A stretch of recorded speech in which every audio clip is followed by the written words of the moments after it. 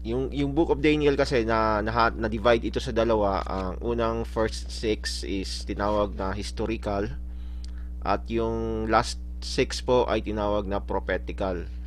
So para po mas divide ng maigi yung Book of Daniel, ay yun po ang ginawa ng author. Hinati po.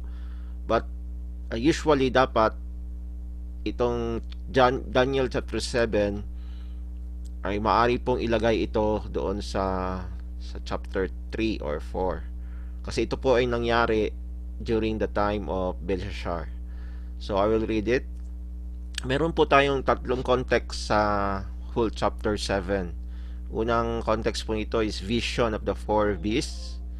Ang pangalawa po is vision of the ancient days. At ang pangatlo po ay sana yun? Interpretation. Daniel's vision interpreted. So katulad po ni Haring Nebuchadnezzar sa panahon ng Babylon, 'di ba naginip po yung hari. Ang panaginip niya ay may isang image represented with materials katulad ng halimbawa ng gold, silver, bronze and iron. Yun po ang panaginip niya represented. Ang nagpresent po noon is kingdoms or empire. So meron din pong vision si Daniel na kahalintulad nung kay King Nebuchadnezzar, but hindi po siya nangyari yung magkasunod lang. May mga agwat po, mga many years after yan na panaginipan yon, nagkaroon din po ng dream and vision si Daniel patungkol doon. So in the first year of Belshazzar, king of Babylon, si Belshazzar po ay isang apo po ni King Nebuchadnezzar. Siya po yung pumalit. Siya po yung hari that time nung nakuha ni Daniel ang dream and vision na to of his head while on his bed. Then he wrote down the dream, telling the main facts only. So ang kinuha lang po ni Daniel na isulat ay yung mga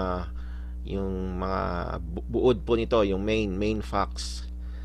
So as I mentioned, parallel po ito doon sa panaginip ni King Nebuchadnezzar. But may konting twist lang po ito. Although parallel siya, hindi siya katulad talaga. May twist lang po. So pag-aralan po natin. So in verse 2, Daniel spoke saying, I saw in my vision by night, and behold, the four winds of heaven were stirring up the great sea. So kung natandaan nyo po ang Revelation 7, nabanggit din po doon ang four winds. But ang banggit po doon is four winds of earth naman. Ito naman yung four winds of heaven. So kung i-interpret, I hope ma-interpret po natin ito ng lang yung in layman's term, kasi kung dalima nating interpretation nito is baka haba po tayo. So kung ano lang po yung pinaka obvious na meaning po nito.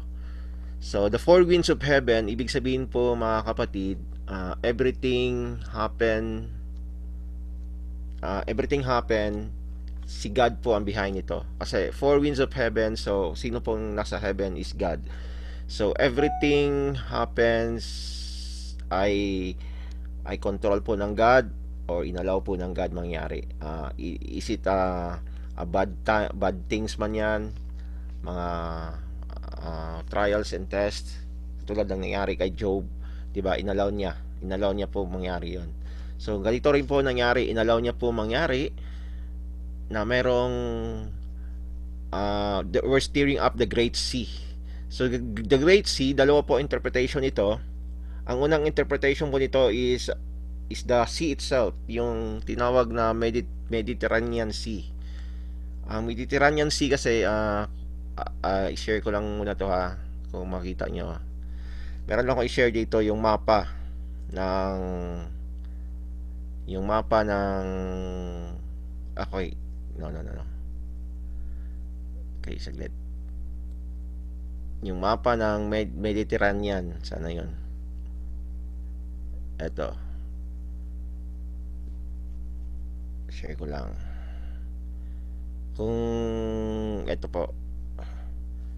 Kung nakita nyo po sa screen, ito po yung Mediterranean Sea.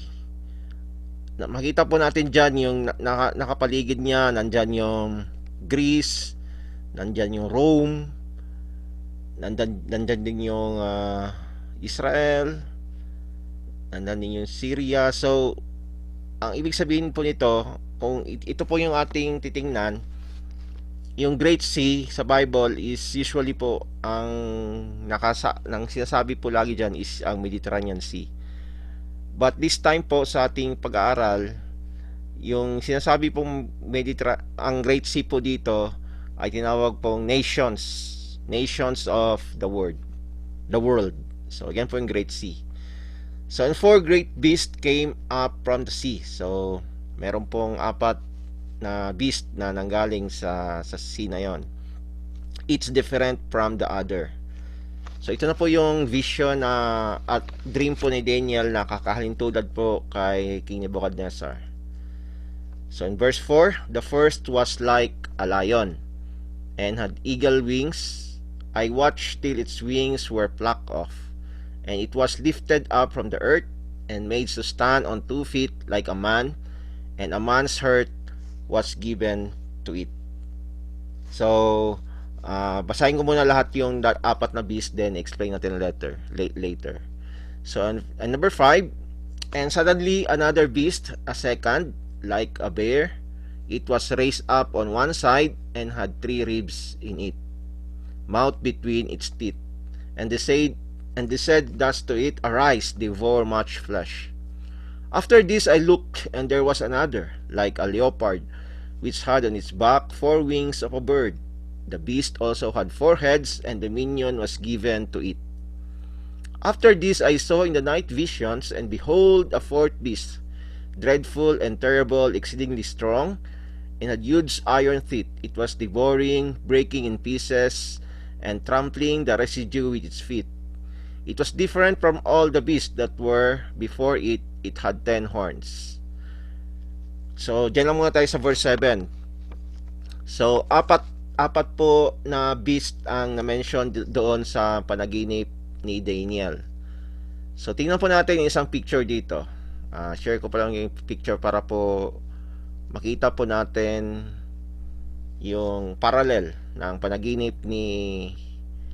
Kung nakita nyo po yung picture dyan, yan po. Ito po yung panaginip ni King Nebuchadnezzar. Kung natandaan nyo po yung image, yung ulo, which is gold, represents Babylonian Empire. Tapos yung breast niya, made of silver, so Medo-Persian. And yung kanyang thigh, made of bronze or brass, grease naman po. Tapos yung thigh niya, including the legs hanggang doon sa paanan, ay iron, represented Roman. So ito po yung panaginip ni Daniel. Isang lion na may pakpak na katulad ng agila. So it represent, mga kapatid, the Babylonian kingdom. Ibinigay sa kanya itong dream na to the time pa lang ng Babylon. So itong the next empire or the next kingdom are all prophetic, hindi pa nangyari. So during the revelation of the dreams and vision to Daniel, nandito na po siya sa Babylonian Empire. So ni-present na lion and eagle itong Babylonian Empire kasi po katulad ng isang leon, kuwan siya, autocratic po ang leadership niya. Then ang next po na image na pinakita ay a bear na may a bear siya na mayroon pong yung kabilang gilid niya ang tumaas, yung it was raised up on one side. So ang Medo-Persian po in our age today pala is represents Iran. At itong Babylon pala in our age today is represents Iraq. So, makikita po yan kung makapunta man tayo sa Iraq, meron pong Babylon doon. At ang Medo-Persian po kasi before, yung panahon ng Iran, ay dalawa po ang kingdom niyan. Isang Medes, isang Persian. But ayon po sa panaginip ni Daniel, isang kingdom po ang umangat. Ang umangat na kingdom ay Persian. So, naging makapangyarihan po itong kingdom na to. Ito po ay represent today as Iran.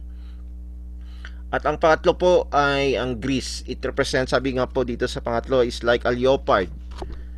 Ang leopard ata is parang tigre. Tigre ata kung di ako nagkakamali. I don't know. Family of tiger. But meron siyang four wings of a bird. Ang tiger na to represents as Greece.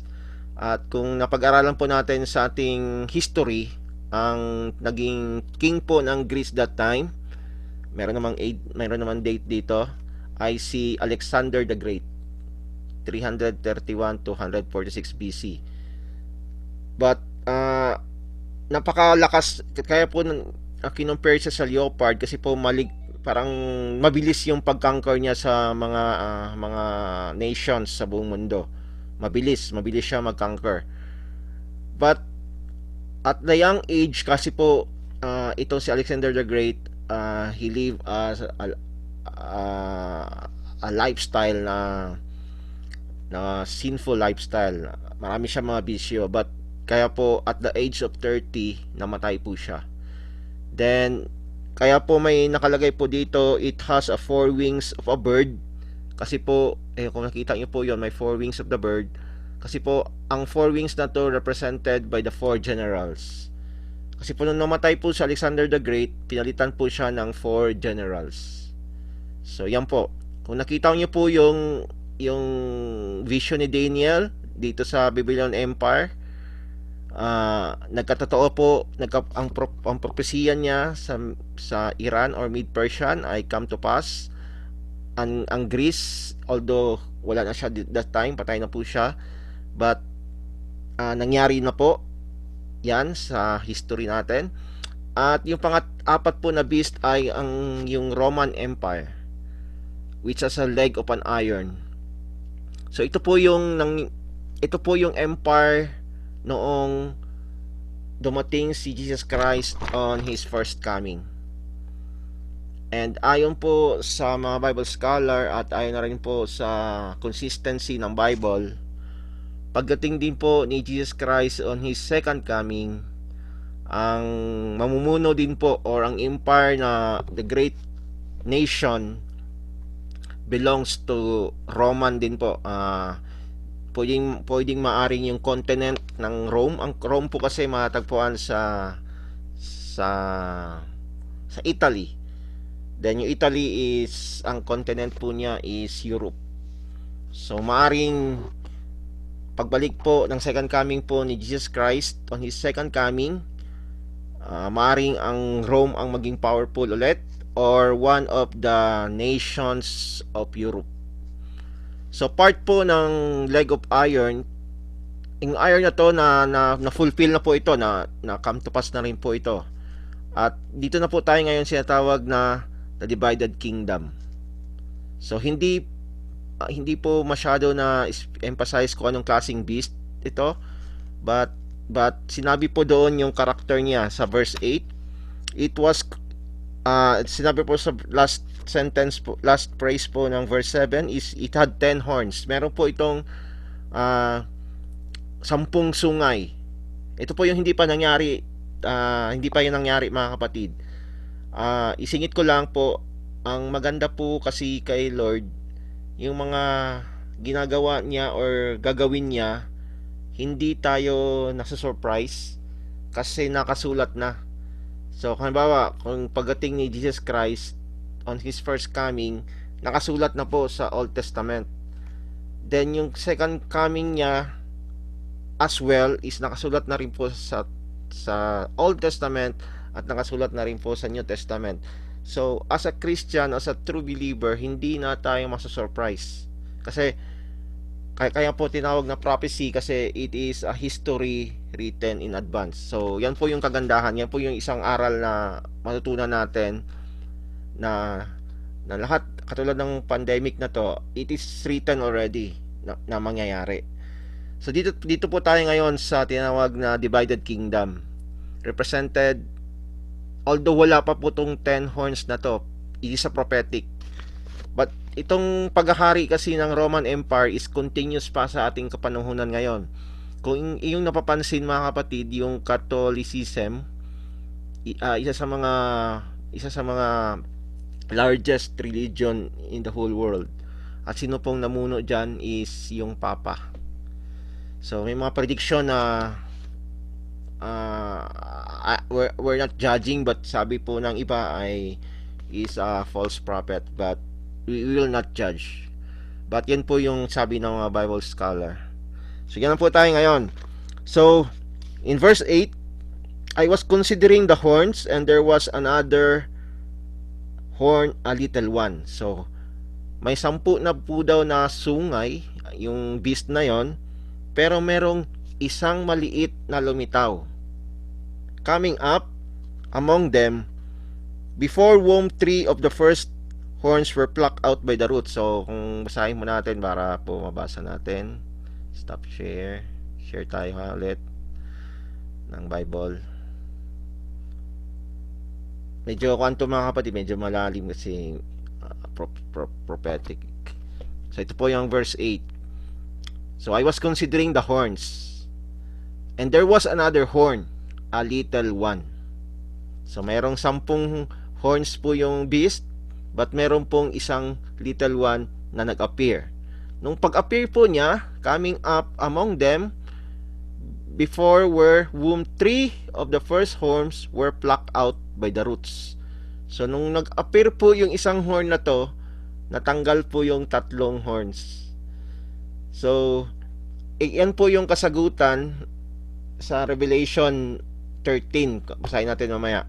And there is in this horn were eyes, and there in this horn were eyes like the eyes of a man, and a mouth speaking pompous words. So itong little one mga kapatid na sinabing little horn, ito po yung Antichrist na lalabas in the Great Tribulation. Sabi doon, ano po yung sabi? And there is horn were eyes like the eyes of a man. So Antichrist is like Christ, right? Eyes of a man, and a mouth speaking pompous words. Pag sabing pompous is like boastful, yung puro kayabangan, yung self-centered po ang sinasabi niya. So tingnan po natin yung nakaka-amaze lang kasi yung pagsulat po ni Daniel at ni John is many years ang gap po nito.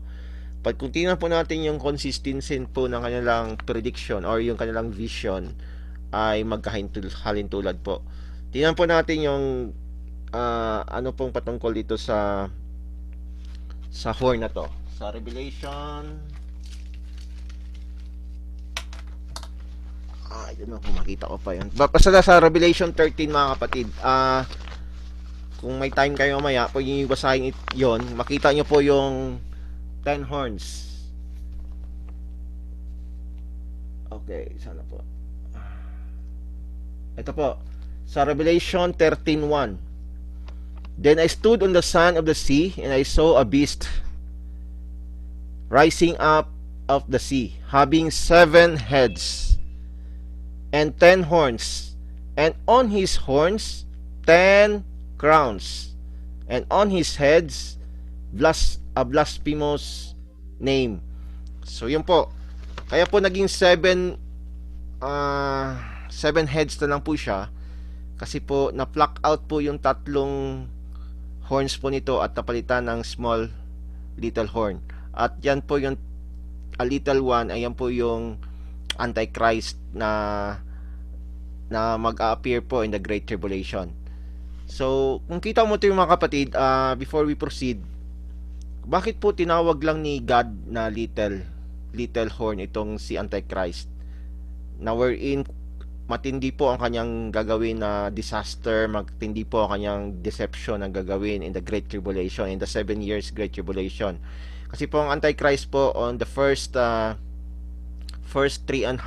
po ay magkaroon po siya ng agreement sa mga Jewish people. Gagawa po siya ng temple, then magsasamba po doon yung mga Jewish people. Then nagkaroon po ng parang magkaibigan po ang Antichrist na to, kasi Antichrist and the Jewish people. But on the after po ng 3.5 years, doon na po lalabas yung kanyang tunay kung sino po siya, di ba? Nung sinabi niya, worship me, kaya po umaga, umalis na po yung mga Jewish people, at dito na po sa 3.5 years in the Great Tribulation ay pinakamatinding great wrath na po ang mangyayari. So kung napansin nyo, tinawag lang po ng God sa kanya is a little one. Kita niyo po, little one. Another horn, a little one. Kasi po mga kapatid, ang katotohanan po nito, although he is bringing such havoc in Great Tribulation, pero tandaan po natin, meron tayong big God. Di ba? Kita niyo po yon, yung contrast nito. Antichrist, just a little one. I'm a big God, sabi ng Lord. Amen. So ito po yung next natin na context. I hope nasundan nyo po. Medyo mahirap po ito kasi prophetic, but I know Holy Spirit will help us.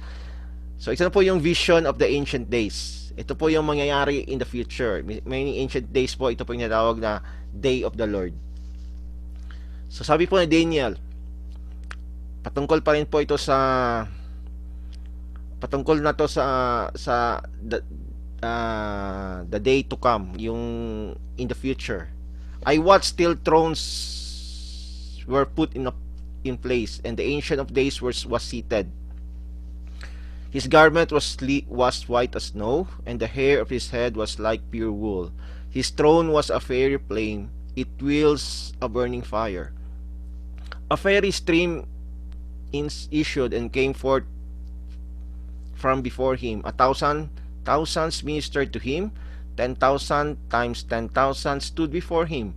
The court was seated, and the books were open. Ito po yung summarize na po ng mangyayari after Great Tribulation. Ito na po yung nakita na ni Daniel na parang pinakabuod na pangyayari after Great Tribulation. Nakita niya po yung trono ng God. Then nakita niya din po na marami pong sumamba sa kanya, because I believe marami rin pa rin po masisave during the Great Tribulation, kasi po meron pong 144,000 na mga Jewish evangelist na i-rise up during the time, plus yung dalawang witnesses. So marami pa rin po masisave. Maybe million of people will be saved po.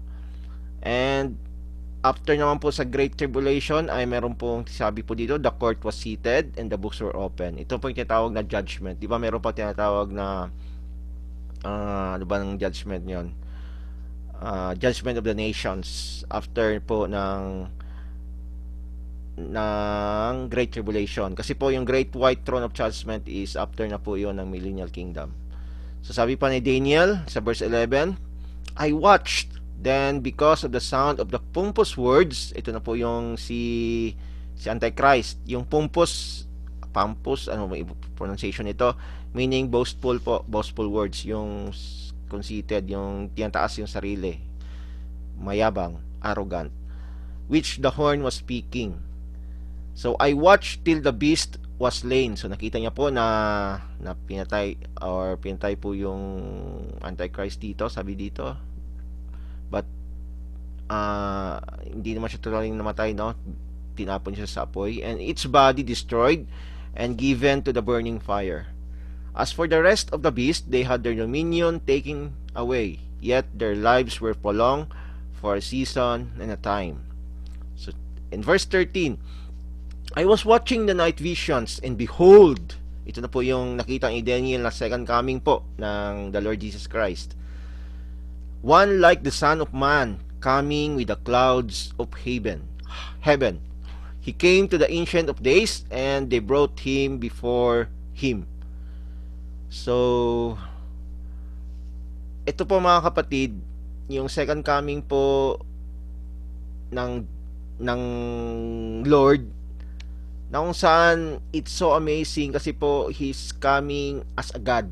yung siya na, yung parang Messiah as agad.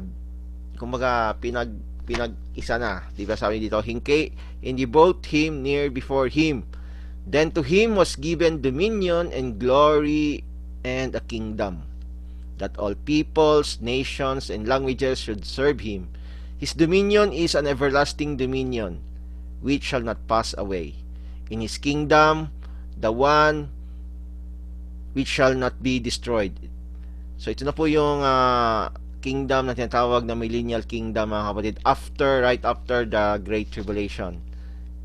Na marami pa rin po masisave, but during the pagbabalik po kasi ni Jesus Christ on His second coming, when we are raptured before the Great Tribulation, kasama na po tayo ngayon ito ni Jesus Christ na bababa to reign the millennial kingdom. So, although nakareceive po si Daniel nito ng mga vision and dream na to, mga kapatid, although hindi rin po talaga niya maunawaan, so same as like us, medyo malabo maintindihan, but at least kahit papano meron tayong idea. Kasi sabi po dito ni Daniel, sabi niya sa verse 15, I, Daniel, was grieved in my spirit within my body, and the visions of my head troubled me. So, naguguluhan siya. Ano ba to? Ano ba tong pinaparating ng God sa akin? Ano ba tong dreams na to? So, ang ginawa niya in verse 16, I came near to one of those who stood by. So, maybe it's an angel, and asked him the truth of all this. So he told me and made known to me the interpretation of these kings. So tingnan po natin kung tama yung interpretation natin before. So in verse 17, those great beasts were our four kings which arise out of the earth. So nakita po natin yung mga Gentile kings yan. And verse 18, but the saints of the Most High shall receive the kingdom and possess the kingdom forever, even forever and ever. So although hinayaan sila ng Lord na mag-reign, yung empire nila, yung kingdom nila mag-reign, but in the end, yung kingdom pa rin po ng Lord ang mag-reign forever, in heaven forever and ever. So it's eternity. So in verse 19, then I wish to know the truth about the fourth beast. So dito talaga din naguluhan si Daniel sa fourth beast, yung third, yung first 1, 2, 3. So parang naintindihan niya yon, which was different from all the others, exceedingly dreadful, with its teeth of iron and its nails of bronze, which devoured, broke in pieces, and trampled the residue with its feet. So in verse 20, and the 10 horns that were on its head, and the other horn which came up, ito na po yung Antichrist, before which 3 fell, namely, that horn which had eyes and a mouth which spoke pompous words, whose appearance was greater than his fellows. So, ang ibig sabihin po ng pompous words as I mentioned before is like boastful and also blasphemous. Yan po yung laging sinasabi po ng Antichrist. So, basahin po natin yan dito sa verse 5 ng Revelation 13. Sabi po dito, patungkol to sa Antichrist, and he was given a mouth speaking great things and blasphemies. So, kita niyo po yon, yung pagkahintulad ng pag-interpret ng angel doon kay Daniel sa kanyang dreams ay katulad din po nung sinabi ng angel kay John in Book of Revelation. So amazing, kasi how many years ang gap po nito, hindi po nagbago yung interpretation, hindi po nabago yung prophecy, because that's God. He never changed His words. So sabi po dito, and blasphemies, and he was given authority to continue for 42 months. So sabi po ng Revelation 13:5, yung great wrath po ng Antichrist ay mag-continue or allowed ng God na mag-continue for 42 months. It is equivalent to 3.5 years. Tingnan natin mamaya kung makikita natin dito ito. And in verse 21, I was watching, and the same horn was making war against the saints and prevailing against them. So kung basahin po uli natin yung Great Tribulation, hinayaan po ng Lord, di ba, na makipaglaban ang Antichrist sa mga tribulation saints. And although na martyr po yung mga tribulation saints doon kasi inalaw po ng God yon. So ang sabi pong saints dito sa verse 21 ay those people na makasurvive or maging born again po sa Great Tribulation. Hindi po tayo ito tinatawag na saints na to kasi we are already caught up in the air. Nandun na po tayo sa heaven for 7 years. So yung sinasabing saints po dito are the tribulation saints. And verse 22, until the ancient of days came and judgment was made in favor of the saints of the Most High, and the time came for the saints to possess the kingdom. So yung tribulation saints po, when they yung sa Matthew 24:13, sabi po doon, those who endure to the end will be saved. Ito po yung mga tribulation saints na to. So they endure the hardship, they endure the havoc, they endure the persecution. They will be possess the kingdom. So makakatuloy po sila sa next na kingdom, which is the millennial kingdom. So in verse 23, thus he said, the fourth beast shall be a fourth kingdom on earth, which shall be different from all other kingdoms, and shall devour the whole earth, trample it, and break it in pieces. So the 10 horns are 10 kings who shall arise from this kingdom, and another shall arise after them. Ito na po yung Antichrist. He shall be different from the first ones. He shall subdue 3 kings. So inulit-ulit yung natanggal na 3 hari. Kasi po tinanggal yung 3 hari, then may lilitaw na isa, yung little horn. So inulit-ulit dito sa verse 25, he shall speak pompous words against the Most High, shall persecute the saints of the Most High, and shall intend to change times and law. So yan po yung Great Tribulation, mga kapatid. Ang Antichrist po ang hari that time. Siya po yung maghahari sa sanlibutan for 3.5 years. So napakalupit po. And then the saints shall be given into his hand. Tingnan mo po, mga kapatid. Then the saints shall be given into his hand. How many years? For a time, and times, and half time. Time is equivalent to year. So time 1 year, times 2 years, and half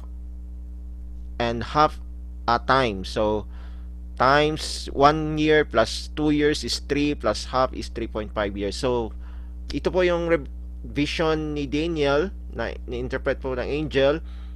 Same po sa vision ni John na 42 months. It's equivalent to 3.5 years. So it's so amazing, mga kapatid, na magkahintulad po sila ng dreams and visions about the Great Tribulation, about the end times. In verse 26, but the court shall be seated, and they shall take away his dominion, to consume and destroy it forever. So mga kapatid, nakasulat na po dito sa verse 26 and some other verses as well, na although hayaan ng Lord na maghari ang mga Gentiles, ang mga crooked leaders, ang Antichrist, hindi pa rin po sila mananalo. They are always defeated. Hindi sila mananalo. They are always losers. Dito, and they shall take away his dominion, to consume, destroy it forever. So hindi talaga sila mananalo. I don't know kung bakit patuloy pa rin po sila na nakipaglaban kay Lord. Nakasulat naman dito na hindi sila mananalo. In verse 27, the kingdom and dominion and the greatness of the kingdoms under the whole heaven shall be given to the people, the saints of the Most High. Ito na po tayo, mga kapatid, yung magre-reign na po tayo kasama ng Lord. We are the saints, the church saints na na-rapture, then stay on the earth, heaven for 7 years. Then pagbalik ni Jesus Christ, we'll be with Him to reign. His kingdom is an everlasting kingdom, and all dominions shall serve and obey Him. In verse 28, the last verse, then this is the end of the account. as for me, Daniel, my thoughts greatly troubled me, and my countenance changed. But I kept the matter in my heart. So na-imagine mo mga kapatid, Daniel is just like a human being, just like us, na habang ini-imagine, iniisip niya po yung dreams and vision, ay naguguluhan po siya. Greatly troubled him. Kaya po, nagbago din po yung kanyang attitude, countenance change, but tinago lang po niya to sa kanyang sarili, yung kanyang troubled.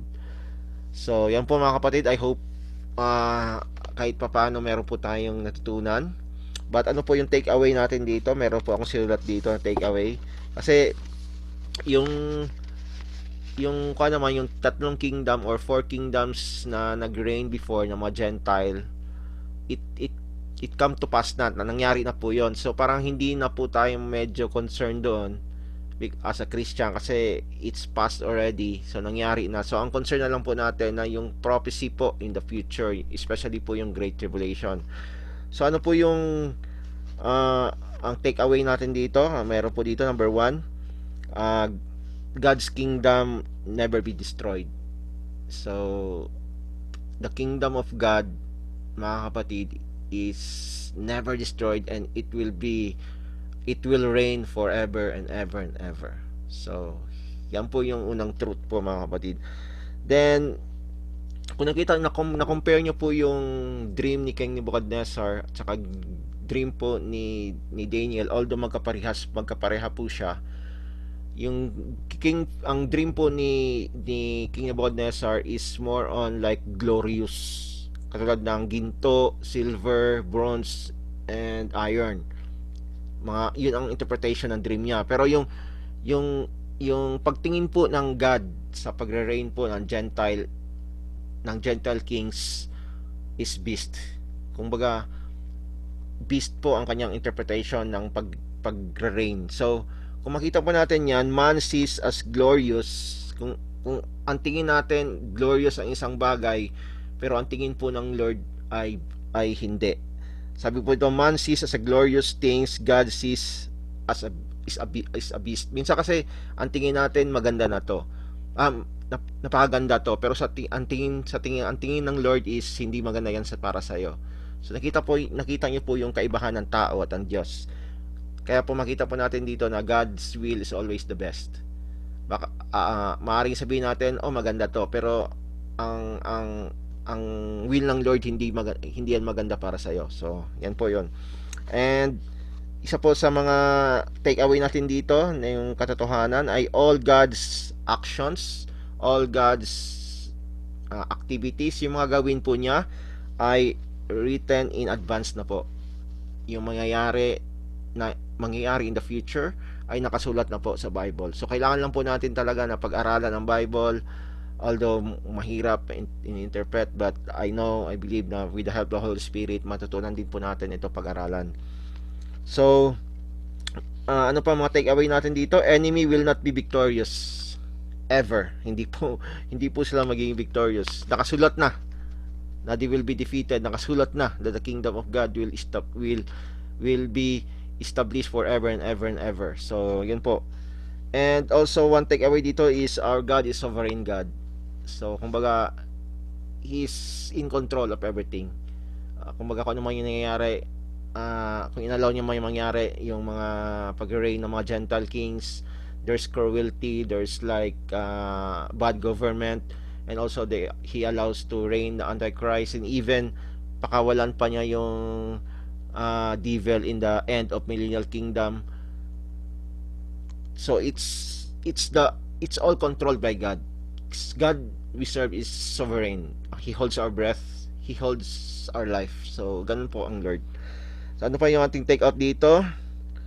Isang take out ng mga kapatid, ayon po kasi sa mga Bible scholar, ang unang pagdating po ng Lord Jesus Christ in His first coming, ang empire po, ang kingdom that time is Roman Empire.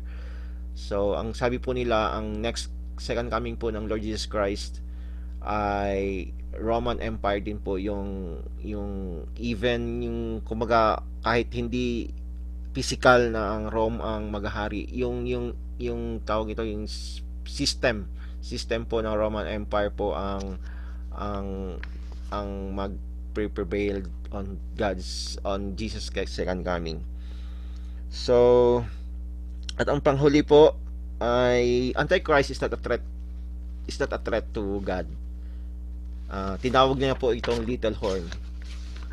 So, it's amazing because God is our big God. So, kumbaga kung ma-compare po natin yan sa ating pinag-application ngayon, simple application, katulad ng halimbawa ng if you have like problem na sa tingin mo ay malaki na, ang tawag lang ng Lord dyan is small problem, is little problem. Because why? God is big po, mga kapatid. So, to end this mga kapatid, I would like to share once again itong isang timeline po dito. Para po mayroon lang po tayong idea. Okay. Ito po yung timeline. Meron po kasing pag-aralan natin in the future, meron pong propesya si Daniel sa Book of Daniel, tinatawag na 70 weeks.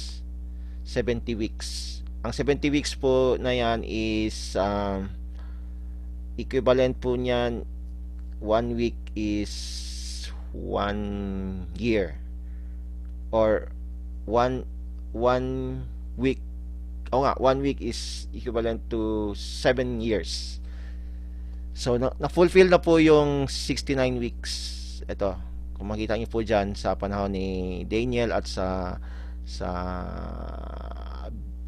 before po nag-ascend si Jesus Christ, na-compute po yan ng Bible scholar. It is 69 weeks. So, kung nakita pa rin yung timeline na to, when Jesus Christ ascended to heaven, ang Holy Spirit po bumaba. So, when ang Holy Spirit bumaba, He dwells in us. Nandito po tayo ngayon sa tawag na church era. So, ito po yung church kasama po ng Holy Spirit. Ito pong Holy Spirit na to ay nag-restrain sa Antichrist na mag-appear. Siya pong pumipigil, yung Holy Spirit. But when the during the rapture in the future, angat po ang church. Christ return for. Kita niyo po yung adjective ba tawag ito? Christ return for the church. So meron pong tinatawag na caught up in the air, ang church. Of course, kasama natin ang Holy Spirit. Mag-meet po tayo sa clouds at pumunta po tayo sa heaven for 7 years. After 7, ito na po yung na-missing na 1 week. 1 week. Ma-discuss natin yan in the next chapter. Bigyan ko lang po kayo ng idea. Ang 1 week missing po ay tinatawag po itong Great Tribulation. It is 7 years Great Tribulation po. During the Great Tribulation, wala po tayo dyan kasi po na-rapture po tayo. Nandun po tayo sa langit. Kasama po ang Lord Jesus.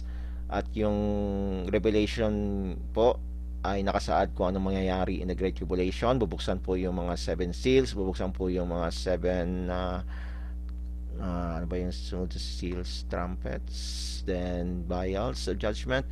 Saan po dyan mangyayari. Then ma-expose na po si Antichrist dyan.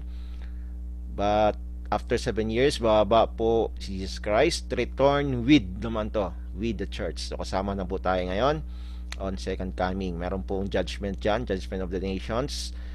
I-separate yung goat at sheep. Papasok po ang sheep sa millennial kingdom. Meron pong mabubuhay sa Great Tribulation. Mag-ang po sila, mag-reproduce. Meron pong mag-reproduce po. Dadami po ang tao. But they're still mortal. Mamamatay rin po. Meron mamamatay, meron mabubuhay for 1,000 years. But tayo po na rapture na, we are glorified body na po. We reign with Jesus Christ. Ang i-reign po natin, ito po yung nabuhay nabuhay in Great Tribulation, ang reproduce po. Then after 1,000 years, pakawalan po yung Antichrist dito. Pakawalan po pangawalan po si Taning to deceive for a while. Pakawalan po siya. Then meron po siyang madi-deceive. Then after that, may tinawag pong judgment, the great white throne of judgment. So kung Kung hindi ka nakasulat sa Book of Life, pupunta ka po sa Lake of Fire. Kung nakasulat ka po, you will be in the new heavens and new earth, and that's the new Jerusalem. So yan lang po mga kapatid. Although prophetic siya, and more on kuan din siya, doctrinal eschatology, meron po tayong uh, iba't ibang paniniwala po patungkol dito, but at least meron pong idea. So yan po mga kapatid. So sige po, kung meron po kayong kasi medyo mahirap po talaga to. Kung meron po kayong insight, what time na ba? 8 o'clock, sakto po. Sige po, sino pong nauna dito? Pastor Angie, meron ka bang karagdagan? Medyo mahirap to ating pinag-aralan ngayon eh. Oo nga, Pastor. We know na, good evening pala sa lahat, na this is a prophetic, prophecy, This is going to happen in the future. So, actually, ang pagkaunawa ko dito is the ultimate purpose of this prophecy is for us to see the plan and purpose of God for us to be prepared. Amen? Kasi sa naintindihan ko dito, na sinasabi nitong the Son of Man, he says na he is the Son of Man again and again, and he is the same. I am the one who comes and provides the transition from empires of men to the final kingdom of God. So, ibig sabihin po na he is the one who will gonna come with the cloud of heaven to set all things right. Amen? And he is the one who sets the time and eternity. And meron din akong na sa sinasabi mong take away, Pastor. So, ang great na truth dito sa prophecy na ito, that the reality is that it is important for us now to prepare on that day, the judgment day, because the great truth is the same, that the same person who came on the first coming, right? It says here that the same the one who promised to come or to return in the glory and power. He made us the provision to be prepared on that great day of the judgment. And then he said that on that great day of judgment, all humanity will be guilty. So sinabi niya, so I take your guilt, kinuha ni Jesus Christ. I take all your judgment. That's what Jesus said. So that I took it to the cross. So I'm giving you the sacrificial love. So he came first time to put the guilt and shame for the mankind and put himself on the cross. Amen? So that we could be ready for his second coming. So sinasabi dito na I came at first time, so that you could be ready for the second time of my coming. So ibig sabihin po, practically, God doesn't only have the plans for the kingdoms and empires, but He has also the plan for us individually, our individual life, He looks to you with the eyes of love and the eyes of pleading na parang, please, yung mga tumiwalag or humiwalay or umalis o nag-against sa akin, bumalik na kayo. He said to be ready for that day when the books are open and all stand before Him. So makita po natin dito yung millions and thousand, ayun po yung lahat yung humanity facing the throne of God waiting for judgment. So we are so blessed na when He came the first time, all our guilt, our sins are already been put on the cross. So we already foresee the future because it was given to us by the vision of Daniel. So we are so blessed to know these things so we can be prepared. And we read the Revelations, we read about the book of John, who help us to prepare on the tribulation times and in the final days. So the ultimate purpose for this prophecy is for us to prepare for that final day. Yan lang po, Pastor. Amen. Praise God. Very well said po. Kaya nga po, sabi nga po sa ibang Bible scholar, yung generation natin ngayon, mas better pa tayo kay Daniel kasi na-experience natin, kumaga, alam natin na come to pass na yung ibang mga na propesiya, wherein Daniel hindi niya naabutan yung ibang propesiya. So na prophecy din po yung sinabi ni Pastor Angie about Jesus Christ in Daniel 2:45. Sabi po dito, in as much as you saw that the stone, so stone po, ito po yung Jesus Christ, was cut out of the mountain without hands, and that it broke in pieces the iron, the bronze, the clay, the silver, and the gold. The great God has made known to the king that will come to pass after this. So, yan po mga kapatid. So, nakakatuwa lang Lord kasi lahat po ng kanyang gagawin at ginawa at gagawin pa ay nakasulat na sa Bible. Amen. Praise God. Thank you po. Brad Makatangay, meron kang additional? Christopher, ikaw kasi sumunod dito eh. Wala kuya.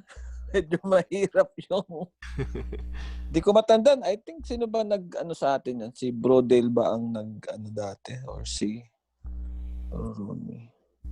So additional lang, encouragement. So magpatuloy lang tayo sa Lord. So kasi yung Lord natin is our big God. So naman yung ating dinadala sa buhay or trials man yan, pagsubok, temptation. Always is, sabi nga doon sa napakinggan ko, always connected with the vine. Amen. Always connected lagi mong i-charge yung ating puso't isipan sa Lord para hindi tayo magapi ng kaaway or hindi tayo malinlang. So, yun lamang po, Pastor. Glory to God. And good evening sa lahat. At tupi. Sister Malu, may additional ka?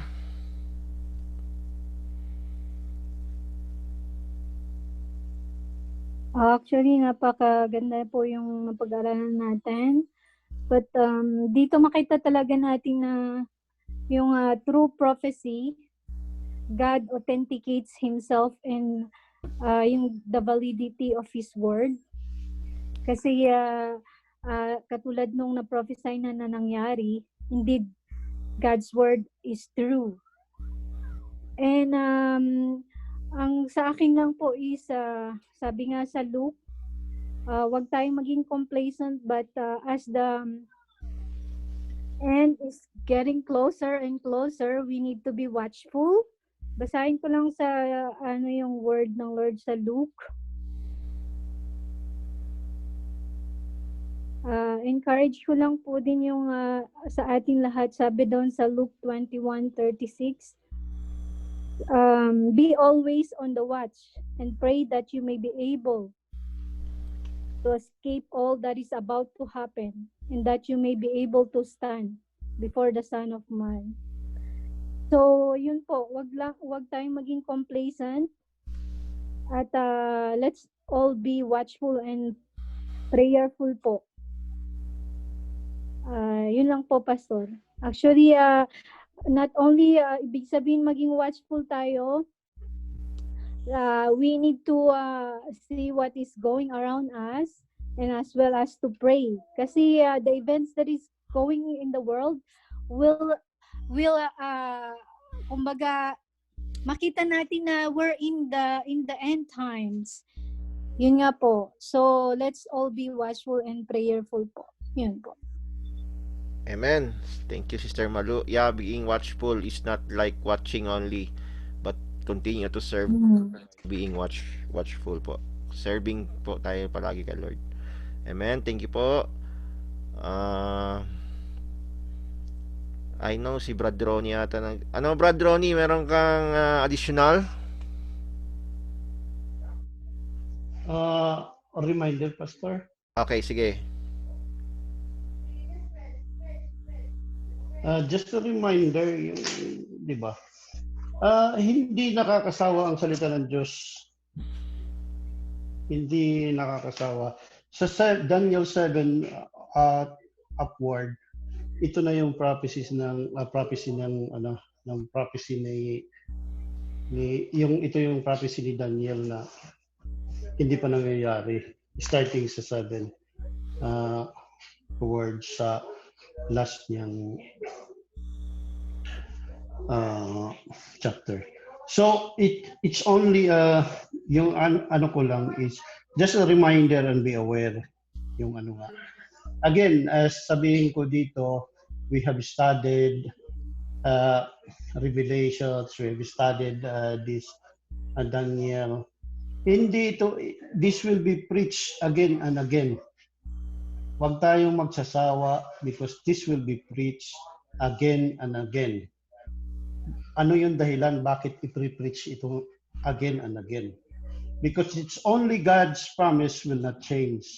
Ang human being, I was going to tell you na it will be preached again and again because human changes. Nagbabago ang tao. Kaya palagi tayong nire-remind. Ang salita ng Diyos, walang pagbabago, andun pa rin. His promise is victorious. Lahat ng ano, talaga mananalo ang Panginoon Diyos. Ang ano lang ng tao, dahil mahal ng Diyos ang tao, kaya it will be reminded until i-rapture tayo. God will always remind us. Pabalik-balikin itong mga words niya. Itong mga i-preach pa rin ito. Itong Daniel 7, it will be preach and preach and preach. Walang end yan. Yung ano na, wag lang tayo malilito dahil andun ang assurance ng Panginoon na victorious. Wag tayo malilito na ang Diyos ay gumagamit dito ng ano ng ano to, signs and wonders, yung mga ano na hindi naiintindihan ng wala pa kay Lord. Kasi alam, di ba, as I have told during the men's breakfast na ang Diyos talaga hindi gagamit ng tao. Nagagawin niyang example. Kasi napakaganda ang tao. Ang structure ng tao is according to His image and likeness. Kaya ang Diyos gumagamit na dito ng mga hayop, ng mga signs, kung ano-ano. Kasi that's the way God loves us. He loves us according to His image and likeness. So,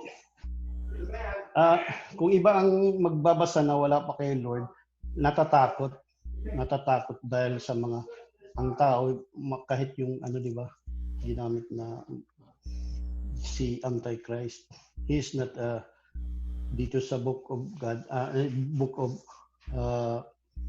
the word of God, he is not like hindi human ang inaano dito, dinidisplay kung di hayop. We should be aware each day that one day we will appear before God to give an account. Maganda itong reminder on how we use our life on earth, because all of us will stand before the Almighty God and give an account of our life. The questions, if God will judge us today, how would He measure it against His will for us? Daniel's dreams or vision showed and portrayed the moral characteristic. The nations which would reign over Israel were evil and cruel. But Daniel also saw God's everlasting, indestructible kingdom arrive and conquer them all. Kasi victorious na si Christ, di ba? Dumating siya dito. God is illustrating the final end of all earthly and worldly kingdoms in contrast to His eternal kingdom. God promised to give His kingdom to His saints, to us, tayong mga nananampalataya, mga Christians. Ancient days, sinasabi dito sa ancient days na ating natakay, ibig sabihin niya ng ancient days is Almighty God, who assigns powers to kingdoms and who will Himself judge those kingdoms in the end. Kaya nga dito sa verse 13, yung sinabi dito, Daniel, I was watching in the night visions, and behold, one like the Son of Man coming with the clouds of heaven. He came to the ancients of days and brought him in there before him. Sinabi din ito ni ni Jesus Christ himself. Di ba sinabi niya sa Matthew 26:64? Sabi niya, Jesus said to him, "It is as you said, nevertheless I say to you, hereafter you will see the Son of Man sitting at the right hand of the power and coming on the clouds of heaven." Jesus Christ himself sinabi niya. So, totoo, mangyayari itong mga andito. Ang atin lang is to hold on sa paborito ni Pastor na verse, "Those who will endure unto the end will be saved." Kaya tayo, huwag tayong mabahala, ano pa man yung mga trials na ano natin, madaanan kung hindi tayo bibitiw kay Lord. Kaya binibigyan tayo ng mga trials, kaya we will always seek for Him. Glory to God, Pastor. Yun lang ang medyo reminder. Thank you so much. God bless.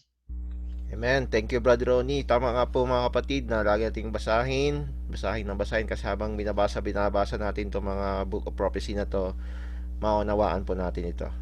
Kumbaga sabi nga sa Joshua 1:8, meditate day and night, so we'll know everything. So also po, nabanggit ni Brother Ronnie na mga signs ang gamit po dito kasi po, yung signs kasi hindi siya naluluma. Kung ano po yung, kasi kung nasulat na tong Bible many years ago So kung halimbawa gumamit po siya ng isang certain na bagay, baka hindi na siya applicable in our generation. But kaya po gumamit po ng mga signs para po kung ano po yung ma-applicable pa rin siya whatever generation na in the past, in the present, in the future po. Amen. So last po si Pastora Ellen. Then we will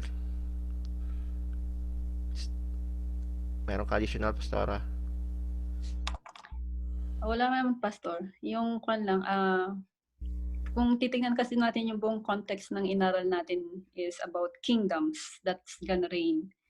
And dito natin makikita, parang meron ng ending yung story ng ng earth na alam na natin na ang kingdom ni God ang magre-reign. Kahit na sino ang kingdom ang mag-reign, we all know that God's kingdom will reign forever at the end. And yung continuity ng scripture, it's very important for us to know that it is only one author of the Bible, the Holy Spirit. So whatever is in the Old Testament, it's applicable until the end of this earth. And it's really a good study about the book of Daniel.